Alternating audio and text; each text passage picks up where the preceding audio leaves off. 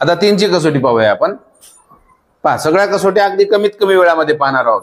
संख्येतील, लक्ष द्या, संख्येतील अंकांच्या बेरजेला, संख्या दिलेली असते, किती मोठी संख्या देऊ द्या, त्या संख्येतील अंकांची बेरीज, त्या बेरजेला 3 ने भाग जात असेल तर त्या पूर्ण संख्येला 3 ने निशेष भाग जातो। आता एक उदाहरण घेऊया। एक 75 ही संख्या घेतली आपण। या संख्येतील काय विचारलेलं आहे, या संख्येकडे पाहिल्याबरोबर काय करायचं, 3 ने भाग जातो की नाही? 2 ने तर जाणार नाही, कारण 2 ची कसोटी आपल्याला माहिती आहे, 1 आणि 0 2 4 6 8 पाहिजे। 2 ने भाग जात नाही। आता 3, या संख्येला 3 ने भाग जातो का? त्यासाठी आपल्याला 3 ची कसोटी काय सांगितलेली आहे, संख्येतील अंकांच्या बेरजेला 3 ने भाग जातो का नाही पहा।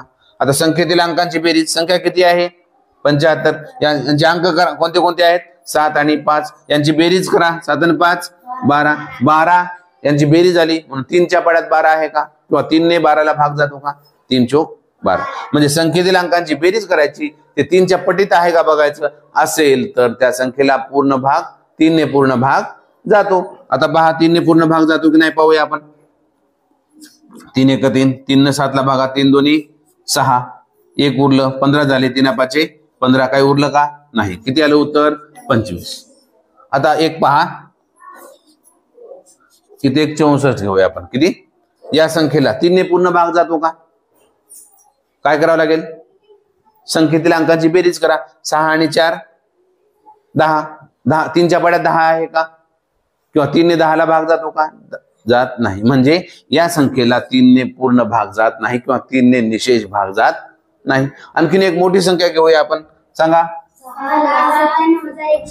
6,97,122। आता या संख्येकडे पाहिल्याबरोबर आपल्याला सांगता येतं 3 ने पूर्ण भाग जातो की नाही। त्यासाठी काय करायचं, पटकन संख्येतील अंकांची बेरीज करा, 6 आणि 9, 9 6 15, 15 आणि 7 22, 22 आणि 1 23, 23 आणि 2 25, 25 आणि 2 27, 3 ने 27 ला भाग जातो का, 3 नम 27। म्हणजेच काय, तर एवढ्या मोठ्या संख्येला 3 ने पूर्ण भाग किंवा निशेष भाग जातो।